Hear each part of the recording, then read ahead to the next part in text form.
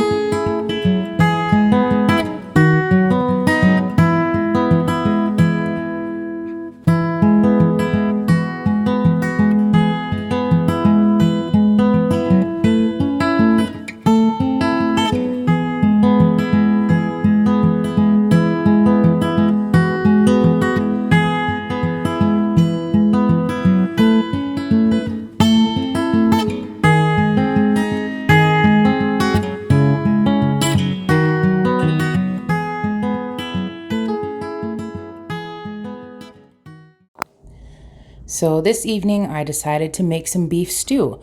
I had some veggies in the fridge that I needed to use up and an onion that I wanted to get gone.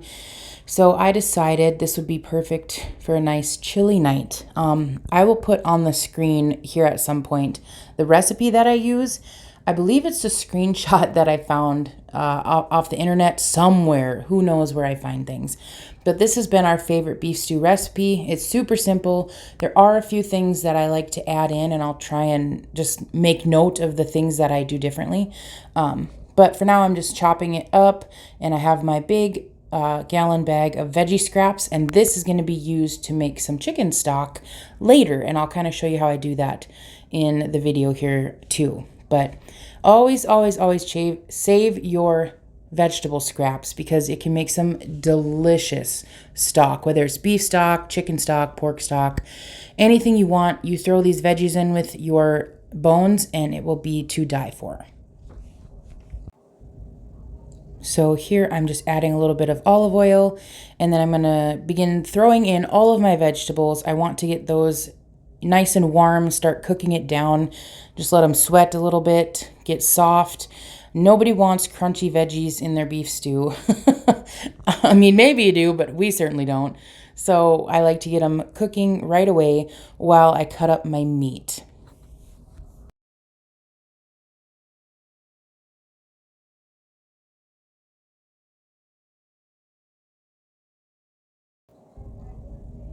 And the meat that I am going to be cutting up was just, I think it was like a chuck roast. I honestly can't remember because this was last week. I'm finally doing the voiceover, but I just grabbed some meat that was in my freezer from the cow that we had got. We got half a cow, and I think I have a video on that. If I can put it in this video somehow for you guys to click on, you can see some of our food stores and how we got half of a cow. So I cut it up, and now I'm just putting it in here to start browning. I don't necessarily want this to cook through all the way because when I add my potatoes later, that's when the meat will finish cooking. So right now my goal is just to sear it. So I'm putting in all my seasonings, well, most of my seasonings, some garlic.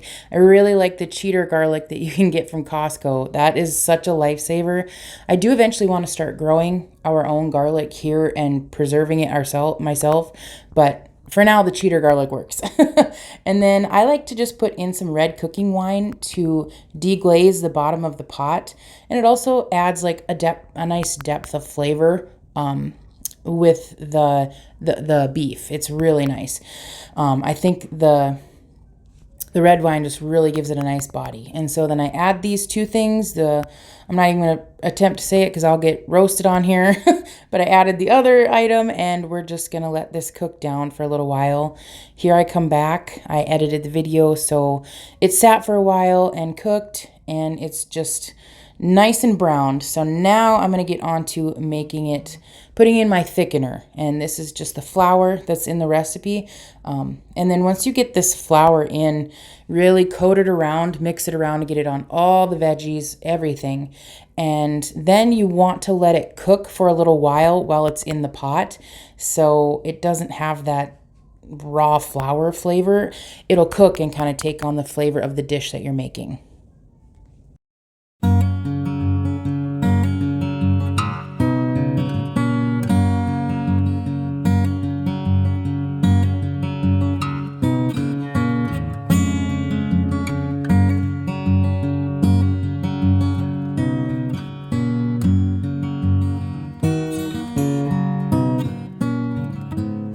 After I let it cook for a little while, I decided to throw in my beef stock, and this was also a cheater beef stock. It's not anything I had canned. I had some bouillon on hand, and I made it just because I wanted to get the bouillon used up. It was getting close to its expiration date, and so I just used it for this recipe.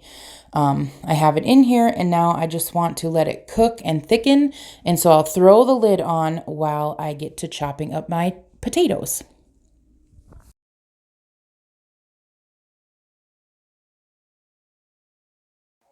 I had some potatoes left over from when my friends and I went and dug some, and she also gave me these super cool purple and pink potatoes.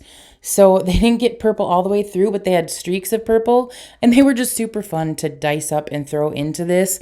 My littlest got a kick out of it being pink and purple, and she wants to grow some next year. So, well, I guess it's this year, so we'll probably see if we can find some and then grow them this year as well. They're just fun to have.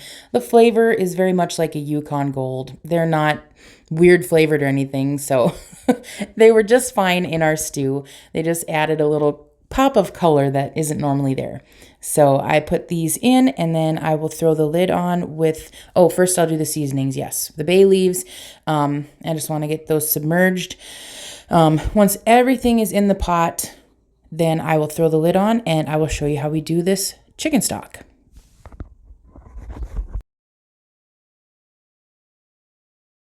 So if you remember from earlier, the bag of veggie scraps, this is going in here. That's carrot, that's the skin of the onion. I mean, any veggie scraps that you want, save them, put them in the bag, throw them in the freezer, and throughout the week as you do veggie prep, you can just throw them in the bag, and then you have them ready to go. Normally, I would like to roast the carcasses of my chickens. It just makes the flavor a little better, but I just didn't have time, and I just wanted to get it done. So I just threw two chicken carcasses in, filled it completely with water, and I salted it pretty generously. This is about 2 tablespoons worth of salt. I don't like a ton of salt because when I can it, I do add a little bit more. And then as the recipe, calls for it, I'll add more salt. But here I'm throwing in some cheddar garlic and some peppercorn, and then I will also do a splash of apple cider vinegar. The apple cider vinegar really helps pull that collagen out of the bones. And then I just let this sit on 250 overnight, and then I can it the next morning. I will try and do a video for you guys on canning chicken broth because it is super simple.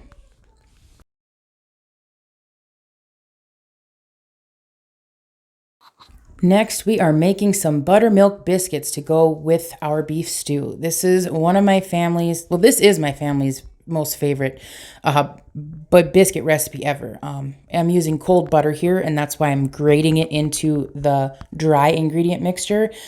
So I'll post the recipe on here too, so you guys have it. It's super simple. Appalachia's Homestead is where I found this recipe, and it is all we use now. It's fantastic, super quick to use.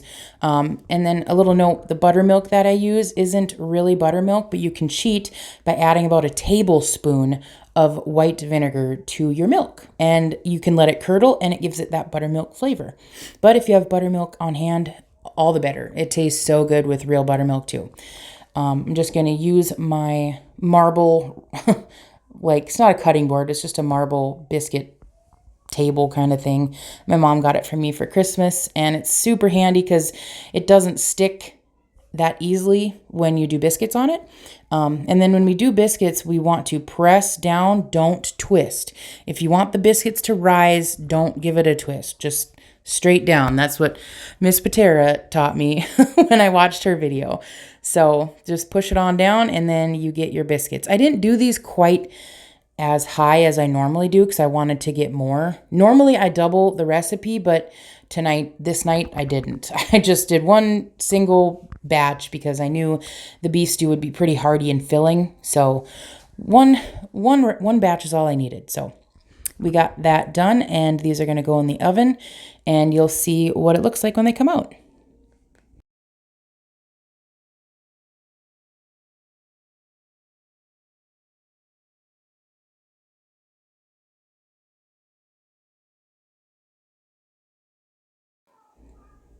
Here are our beautiful biscuits. I also had some leftover cornbread that I brought out to try and use up too.